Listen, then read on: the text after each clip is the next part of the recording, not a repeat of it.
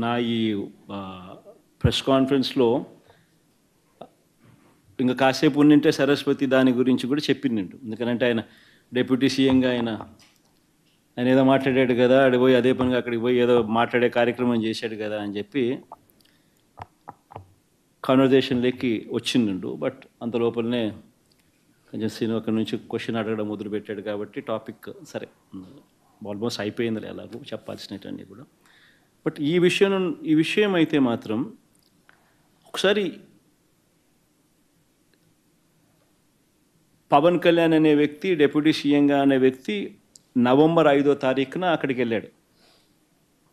Saraswati power Saraswati basically it is Saraswati power and industries company పేరు అది. Basically it's cement industry. Cement factory పెట్టడం కోసం భూములు అక్కడ అక్వైర్ చేయడం జరిగింది. It's an integrated cement plant పెట్టడం కోసం. కంపెనీ పేరు సరస్వతి పవర్ అండ్ ఇండస్ట్రీస్. ఈయన నవంబర్ 5వ తారీఖు పోయాడు.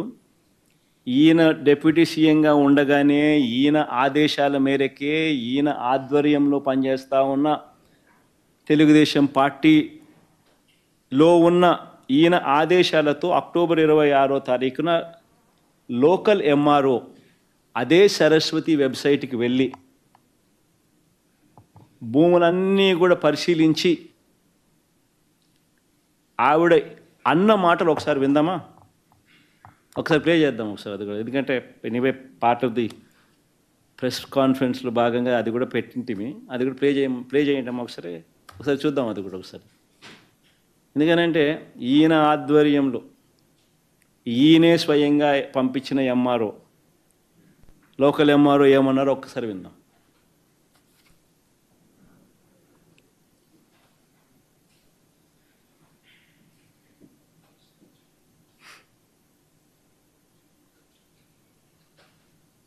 ఏమ్మా ఏమైనా ప్రాబ్లం ఏమైనా ఉంది?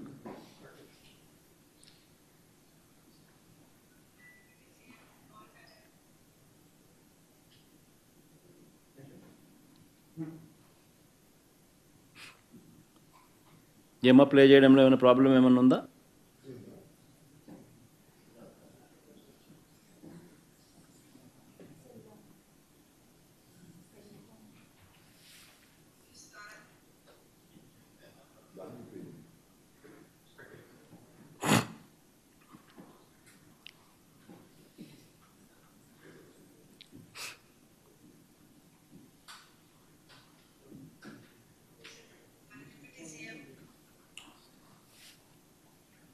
శ్రీహరి ఇట్లా చేస్తే పవన్ కళ్యాణ్ గారి ఆదేశాల మేరకు సరస్వతి పవర్ సంస్థకు ఎంత మనకు ల్యాండ్ ఇచ్చారు, ఏ విలేజ్లో ఎంత ఇచ్చారని చెప్పి మార్నింగ్ మనకి న్యూస్ ద్వారా తెలిసింది. దానికి సంబంధించి మేము ఈరోజు మాచవరం మండలంలో మాకు 3 విలేజెస్కి ఇలా సరస్వతి పవర్ సంస్థకి మేము ల్యాండ్స్ ఇచ్చాము, పట్టా ల్యాండ్స్ ఇచ్చాము. అన్ని పట్టా ల్యాండ్సే ఇచ్చాము. అవి మాకు చెన్నైపాలెంలో 272.96 ఎకరాలు, తర్వాత పిన్నెల్లిలో 93.79 ఎకరాలు, వేమవరంలో 710.63 ఎకరాలు, టోటల్గా 1073.38 ఎకరాలు. మేము అంతా కూడా అది పట్టా ల్యాండే.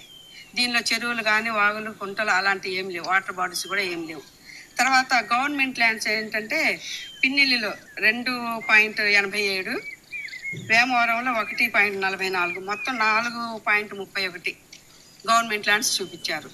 అవి మేము తీసుకోలేదు. కాబట్టి ఈ గవర్నమెంట్ ల్యాండ్స్ ఏంటంటే హిల్లాకు పిన్నెల్లిలో, తర్వాత వేమవరంలోనేమో డాటెల్ ల్యాండ్స్, అవి మేము తీసుకోలేదండి. ఈ 1077 కూడా మేము అంతా గతంలో మేము పోర్టింగ్ కూడా పంపించాము, ఆన్లైన్ కూడా చేస్తున్నాము. తర్వాత 821.44 ఎకరాలకి మేము ఆల్రెడీ పోర్టింగ్ చేశాము. ఇంకా ఇప్పుడు చేయాల్సింది ఇంకా 255.94కి మేము ఇంకా చేయాల్సి ఉందండి. ఈ విధంగా మా మండలంలో మేము ఈరోజు ఇన్స్పెక్షన్ చేశాము. పవన్ కళ్యాణ్ గారి ఆదేశాల మేరకు మేము ఈరోజు ఇన్స్పెక్షన్ చేసి మేము రిపోర్ట్ కూడా మేము పై ఆఫీసెస్కి పంపిస్తున్నామండి. ఎంఆర్ఓ 1000 చిల్లర ఎకరాలకు సంబంధించిన కథ చెప్పింది. 1000 చిల్లర ఎకరాల మొత్తం పట్టా భూమి అని ఆవిడే చెప్పింది. ఎక్కడ వంకలు వాగులు ఇవన్నీ ఏమి లేవని కూడా ఆవిడే చెప్పింది. గవర్నమెంట్ ల్యాండ్ ఎంత అంటే 4 ఎకరాలు అని చెప్పి ఆవిడే చెప్పింది. 1000 చిల్లర ఎకరాలలో కేవలం 4 ఎకరాలు, అది కూడా తీసుకోలే అని ఆవిడే చెప్తుంది. అది కూడా తీసుకోలేదని కూడా ఆవిడే చెప్తుంది. అందులో 2 ఎకరాలు హిలాక్స్ అంట, 2 ఎకరాల చిల్లర. అంటే హిలాక్స్ అంటే కొండలు, ఎక్కడైనా కొండలు.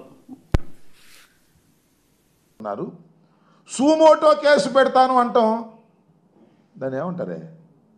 బెదిరింపు కాదు. ఎవరిని బెదిరిస్తున్నావు నువ్వు?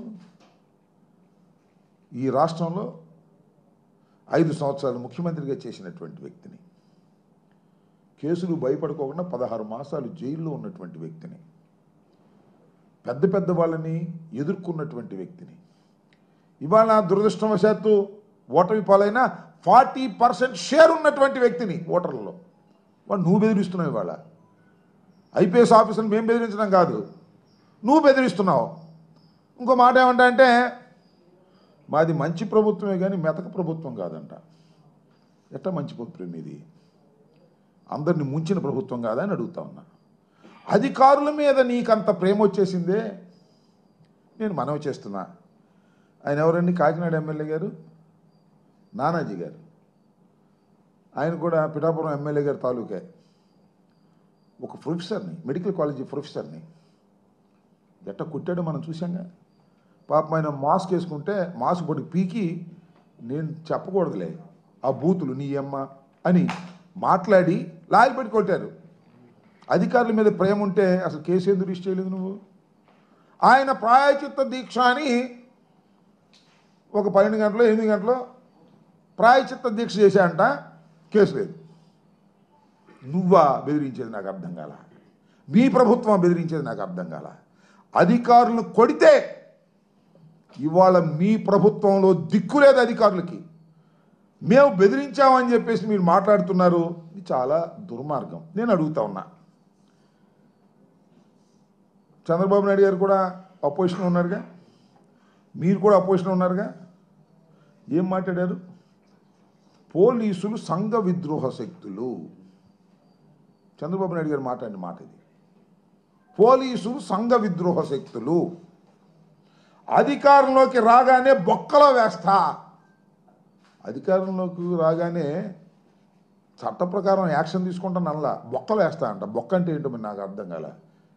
మామూలుగా రోడ్డు మీద మాట్లాడుకుంటాం, అరే నీ బొక్కలు వేస్తామని అంటే పోలీసులు బొక్కలు వేస్తారంటే జైలుని బొక్క అంటారు మోటు భాషలో. చంద్రబాబు నాయుడు గారు కూడా మోటు భాషలో పోలీసులు సంఘ విద్రోహ శక్తులు, మేము అధికారంలో రాకుండా బొక్కలు వేస్తాం. వేశారు, అది కూడా చెప్తా. చాలామంది వేశారు, వేస్తున్నారు. ఎవరిని? వాళ్ళని. తప్పు చేసిన పోలీసును బొక్కలు వేస్తాం. దీని మీద సుమోటో కేసు బుక్ చేయకూడదా? మేముందేగా. తప్పు చేసిన వారు, ఇల్లీగల్గా ఉన్న వారిని మీద యాక్షన్ తీసుకుంటాం మేము అధికారంలోకి వచ్చిన తర్వాత. అంటే ఎందుకంత ఆ భయం నాకు అర్థం కాల. చంద్రబాబుకి ఎందుకు భయం? ఈ పోలీసులకి ఎందుకు భయం? పోలీసులు మీ సంగతి తేలుస్తా. చంద్రబాబు నాయుడు గారు విశాఖలో పోలీసులపై ధ్వజం వచ్చిన చంద్రబాబు, డీజీపీ వ్యవహార శైలి అప్రజాస్వామికం. ఆయన అధికారంలో ఉంటే అప్రజాస్వామికం. వీళ్ళేమో ఇప్పుడు బ్రహ్మాండంగా పనిచేస్తున్నారు. ఇప్పుడు డీజీపీలు వీళ్ళు అద్భుతంగా పనిచేస్తున్నారు. ఎవరిని రాక్కురమంటే ఆయన లాక్కొస్తున్నారు, ఎక్కడ వేయమంటే అక్కడ వేస్తున్నారు, ఎవరిని కొట్టమంటే ఆయన కొడుతున్నారు. పాపం సుధారాయన్ని కొట్టారు, చిలకూరుపేట మహిళలకు అన్యాయం చేస్తే నేను సహించను అంటాడు చంద్రబాబు. దానికి తోడు పవన్ కళ్యాణ్ అంటారు. ఒక మహిళనయ్యా అతి దారుణంగా పోలీస్ కస్టడీలో, ఇల్లీగల్ కస్టడీలో కొడితే దిక్కులేదే. సరే, ఆమె నేరం చేసిందా లేదా? That will be decided before the court, not police before the police, not before the Chandrababu Naidu, not before the Pawan Kalyan. మీరు ఆమెను కొడితే దిక్కులేదే, ఒక మహిళను కొడితే దిక్కులేదే. నేను అడుగుతా ఉన్నా, అయ్యా చంద్రబాబు నాయుడు గారు, అయ్యా పవన్ కళ్యాణ్ గారు, ఏముంటున్నారు మీరు?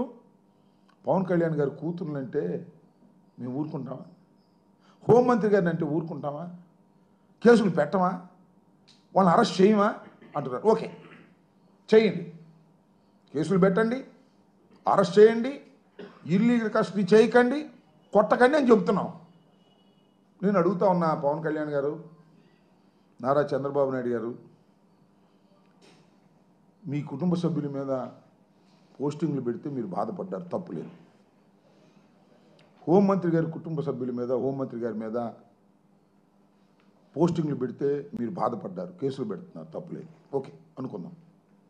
ఏమండి, మా చిలకలూరుపేటలో 5 సంవత్సరాలు రిప్రజెంట్ చేసినటువంటి ఒక మహిళా శాసనసభ్యురాలు, ఈ రాష్ట్రంలో హెల్త్ మినిస్టర్గా 2 సంవత్సరాల పైచిలుగ్గా పనిచేసినటువంటి ఒక మహిళ యూట్యూబ్లో ఏం పెట్టారు, సోషల్ మీడియాలో ఏం పెట్టారు, ఆమె స్వయంగా వెళ్ళి 20 రోజుల క్రితం కంప్లైంట్ ఇచ్చిందిగా. What action you have taken? ఏం తీసుకున్నారు? ఒకసారి చెప్పుకోవడానికి ఆమె కూడా సిగ్గుపడతా ఉంది. ఒకసారి చూస్తే యూట్యూబ్లో కానీ లేదా సోషల్ మీడియాలో కానీ చంద్రబాబు నాయుడు గారు ఖాళీ ఉంటే, ఖాళీగా లేరు అనుకుంటలే, ఉంటే ఒకసారి చూడండి యూట్యూబ్. పవన్ కళ్యాణ్ గారు ఒకసారి చూడండి మీరు సోషల్ మీడియా. విడుదల రజనీ గారిని ఇష్టం వచ్చినట్టు తిట్టవచ్చు, ఇష్టం వచ్చినట్టు ఏవేవో అంటగొట్టి మాట్లాడవచ్చు, వాటి మీద మీరు యాక్షన్ తీసుకోరు. సరే, మా పిల్లల మీద మా మీద చేసినటువంటివి కూడా చెప్పా, దాని మీద మీరు యాక్షన్ తీసుకోరు. మేమేదో దుర్మార్గం చేసేస్తున్నాం అనేటువంటి మాట మీరు మాట్లాడుతున్నారు, సూమోటివ్గా కేసులు పెట్టేస్తూ ఉంటున్నారు. నాకు తెలియగలుగుతానండి, అసలు సూమోటివ్గా కేసులు పెట్టదలుచుకుంటే పవన్ కళ్యాణ్ గారు అన్నానని బాధపడకండి, చెప్పులు తీసావే ఇలాగే మీడియా సమావేశంలో చెప్పు పట్టుకుని ఏమన్నావు, ఒకసారి యూట్యూబ్లో కూడా చూసుకుని ఎన్ని బూతులు మాట్లాడేవు. నీ మీద సూమోటివ్ కేసు పెట్టకూడదు, అంత ఆవేశపడిపోయావే, అంత అగిలిగా తిట్టావే, అంత దౌర్జన్యంగా మాట్లాడేవే, అవన్నీ మర్చిపోయావు అధికారంలోకి రాగానే. ఇవాళ జగన్మోహన్ రెడ్డి గారి మీద సూమోటివ్ కేసు పెడతానంటున్నావే, నేనంటున్నా ఇవాళ మళ్ళా మా ప్రతి వైఎస్ఆర్ కాంగ్రెస్ పార్టీ కార్యకర్త అంటాడు, మా వైఎస్ఆర్ కాంగ్రెస్ పార్టీ ప్రతి నాయకుడు అంటాడు, మేము అధికారంలోకి వచ్చిన తర్వాత ఇల్లీగల్గా ప్రవర్తించినటువంటి ఏ పోలీస్ అధికారిని వదిలిపెట్టాం. 7 సముద్రాలే ఉన్నాయో ఇంకా 10 ఉన్నాయో, 7 సముద్రాలు కాదు 10 సముద్రాల అవతల ఉన్నా సరే చట్ట ప్రకారం తీసుకొస్తాం, న్యాయస్థానాల మీద నిలబెడతాం, దోషిగా నిరూపిస్తాం. గుర్తుపెట్టుకోమని మనం వచ్చేస్తున్నా. ఇది ఒక పవన్ కళ్యాణ్ గారికే కాదు, ఆల్ ఐపీఎస్ ఆఫీసర్కి చెప్తున్నా నేను. చట్ట ప్రకారం పనిచేయండి, చట్టానికి వ్యతిరేకంగా పనిచేయకండి, సుధారాణిని కొట్టినట్టుగా కొట్టకండి, 5 రోజులు 6 రోజులు మీ కస్టడీలో పెట్టుకోకండి. ఇది ప్రాథమిక హక్కుల ఉల్లంఘన. అలాంటి వాళ్ళని వదిలిపెట్టే ప్రశ్నే లేదని మనం చేస్తున్నాం. నేను మళ్ళా పవన్ కళ్యాణ్ గారికి పాపం తెలియదు, ఏ స్క్రిప్ట్ ఇస్తే ఆ స్క్రిప్ట్ రాసేస్తాడు, ఆవేశంలో మళ్ళీ 10 రోజులు కనపడకుండా పోతాడు. ఇది వచ్చిన ప్రాబ్లం. కంటిన్యూస్గా మాట్లాడు, చెప్పు, వాళ్ళు ఇచ్చిన స్క్రిప్ట్ కాదు, నీ సొంత బుర్ర కూడా ఉపయోగించమని రిక్వెస్ట్ చేస్తున్నా. ఎందుకంటే నువ్వు గెలిచావు, 21 గెలిచావు, నీ మీద కొంతమంది ఆశ పెట్టుకున్నారు మళ్ళీ ముఖ్యమంత్రి అవుతాయోనని. చూద్దాం దాని సంగతి కూడా. కొద్దిగా సొంత బుర్ర వాడేటటువంటి కార్యక్రమం చేయమని మనం చేస్తున్నాం. నేను అడుగుతా ఉన్నా, ఇవాళ చంద్రబాబు నాయుడు గారు అధికారంలోకి వచ్చిన తర్వాత ఎంత దుర్మార్గం అంటే, ఏదో కేసు, బొంబాయి మహిళ కేసు అంటే, మేము మీకు ఎన్డీఏ ప్రభుత్వం మీకు అండగా ఉండేదే కానీ మిమ్మల్ని ఇబ్బంది పెట్టేది కాదు. అందుకని ఈ మధ్యన మనకి ప్రకాశం జిల్లాలో కానీ 2-3 సంఘటనలు జరిగినాయి. చిరుతపులిని చంపి గోళ్ళను తీసేయటం, అలాగే పాంగోలోని జంతువులను చంపేయటం, అలాగే రెడ్ స్టాండర్డ్స్ స్మగ్లర్స్ని అందరినీ చాలా గట్టిగా మాట్లాడుతూ ఉన్నాం. కొంత సిబ్బంది కొరత ఉంది, కొంత నిధులు కొరత ఉంది. వీటన్నిటిని అధిగమించి ఆంధ్రప్రదేశ్ అటవీ శాఖని బలోపేతం చేయాలన్నదే గౌరవ ముఖ్యమంత్రి శ్రీ చంద్రబాబు గారి నేతృత్వంలో ఉన్న ఈ ఎన్డీఏ ప్రభుత్వం తాలూకు లక్ష్యం. సార్, మీరు చెప్పినట్లుగా జంతు గద ఎక్కువ జరుగుతూ ఉంది అటవీలో, అదేవిధంగా గంధపు చెట్లు కూడా పెద్ద ఎత్తున నరికేస్తున్నారు. అటవీ శాఖ మంత్రిగా మీకు అన్ని విషయాలు తెలుసు, ఇది ఒకటి ముందు ఇందాక మీకు చెప్పింది అదే ఉంది. ప్రాబ్లం ఏమో సమస్య ఎక్కడ వస్తుందంటే, ఇప్పుడు మొన్న నేను వెస్ట్ గోదావరిలో మనకి ఏలూరు జిల్లాలో జగన్నాథపురం పంచాయతీకి అది అక్కడ ఇష్టారాజ్యంగా సహజ వనరులు తవ్వేశారు. ఇచ్చిన లైసెన్స్ వేరు, తవ్వేసింది వేరు. ఇట్లాగా ఎక్కడ చూసినా కానీ సహజ వనరుల్ని అడ్డగోలుగా దోచేసి వ్యక్తులు బలపడుతున్నారు తప్ప ప్రభుత్వానికి ఆదాయం రావట్లా, నగర పంచాయతీలకి సెనరేజ్ రావట్లా. వీటన్నిటిని అధిగమించాలంటే సిబ్బంది కొరతను అధిగమించాలి, నిధుల కొరతను అధిగమించాలి అంటే పన్నులు బలంగా రావాలి. వ్యక్తులేమో సహజ వనరులను దోచేసుకొని వాళ్ళు వ్యక్తులుగా డబ్బులు సంపాదిస్తున్నారు, కానీ ప్రభుత్వం చాలా నిధుల కొరతతో బాధపడుతూ ఉంది. ముందు అది కరెక్ట్ చేస్తే ఇవన్నీ సరిచేస్తాయి. అలాగే దీనికి ఈ లోపం మనం చేయాల్సింది ఏంటంటే ఒక టోల్ ఫ్రీ నెంబర్ ఇచ్చాం. ఏదైనా సరే ఒక సంఘటన జరిగింది, లేదంటే ఇలాంటి ఎలక్ట్రికల్ ఫెన్సింగ్ పెట్టి జంతువులను చంపేస్తున్నారు, ఈ పరిస్థితుల్లో ఏదైనా ఉన్నాయని ఆ టోల్ ఫ్రీ నెంబర్ కనెక్ట్ చేస్తే ఖచ్చితంగా సిబ్బంది సరిపోకపోయినా కానీ అటు పోలీసు మిగతా సిబ్బంది సహాయంతో, రెవెన్యూ సిబ్బందితో కూడా కొంచెం మాట్లాడి దీన్ని నిలువరించాల్సిన పరిస్థితిని తీసుకెళ్తాం.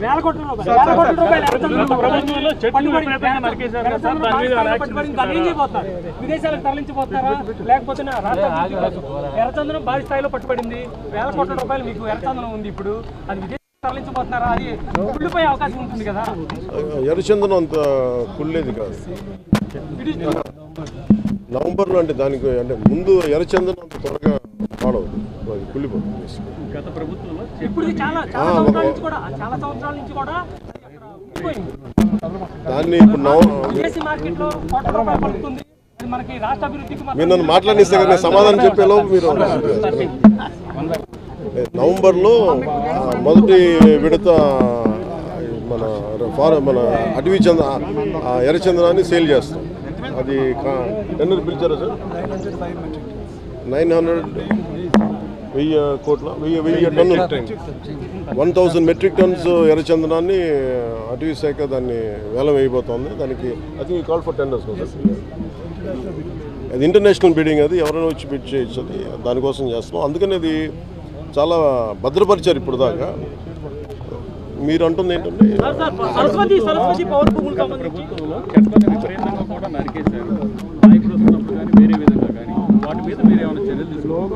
దాని మీద ఒక పర్టికులర్ వోల్టో యాక్ట్, అది వోల్టో యాక్ట్, ఫారెస్ట్ ప్రొటెక్షన్ యాక్ట్ ఉంది, దాన్ని ఎన్ఫోర్స్ చేయాలి.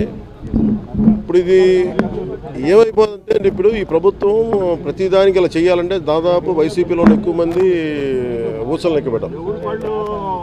ఎందుకంటే దానికి ఆ టైంలో వాళ్ళు ఉన్నప్పుడు ఎలాంటి సరిగ్గా దాన్ని ఎఫ్ఐఆర్లు కానీ రిజిస్టర్ చేయలే. మన కంప్లైంట్లు ఇచ్చినా ప్రతిపక్షంలో ఉన్నప్పుడు అని ఆవిడ మీద పడకండి, తీసుకుని పక్కదండి. ఎఫ్ఐఆర్ సరిగ్గా రిజిస్టర్ చేయలేదు. మేము ఎన్ని కంప్లైంట్లు ఇచ్చినా దాన్ని సరిగ్గా అప్పుడు పోలీస్ శాఖ కూడా స్పందించలేదు. అదొకటి. అంటే ఇది మాకు వారసత్వంగా సమస్యలు వచ్చినాయి, మాకు ఊహించని సమస్యలు వచ్చినాయి. మీరు చూస్తూ ఉన్నారు లా అండ్ ఆర్డర్ ఇష్యూస్. అలాగే మొన్న మధ్యన సరస్వతి పవర్ ప్లాంట్ కూడా మన పల్నాడు జిల్లాకి వెళ్తే కూర్చోబెట్టి దాదాపు 24 ఎకరాలు అక్కడ అసైన్ ల్యాండ్స్ తీసేసుకున్నారు. ఇంకొక చుక్కు భూములు దాదాపు ఇంకొక 30-40 ఎకరాలు, దాదాపు 76 ఎకరాలు చుక్కు భూములను ఈ అసైన్ ల్యాండ్స్లో ఉండిపోయినాయి. అలాగే అక్కడ ఏదైనా సరే వాగులు వంకల్ని సంరక్షించుకోవాల్సిన బాధ్యత ఉంది. అక్కడ అది అటవీ శాఖ దాన్ని ఎలా సంరక్షించాలనేది కూడా అటవీ శాఖలో అధికారులతోటి దాన్ని మాట్లాడాం. ఎందుకంటే ఎంత పవర్ ప్లాంట్ అయినా సరే ఏదైనా సరే కొంత గ్రీన్ జోన్ ఉండాలి. గ్రీన్ జోన్లో ఏది కాలుష్యానికి గురవ్వకూడదు. అలాగే వాటికి ఇందాక మీరు అడుగుతున్న ప్రశ్న వాటికి ఇంకా పొల్యూషన్ కంట్రోల్ బోర్డు నుంచి పర్మిషన్స్ ది కెనాట్ ఆపరేట్ ఆసాం. ముందు వాళ్ళ అన్ని తప్పులన్నీ పరిశీలించి వాటిని వీళ్ళు థింక్ అబౌట్ ఫ్యూచర్ వీళ్ళు వచ్చారు. ప్రధానమైన అంశం అంటే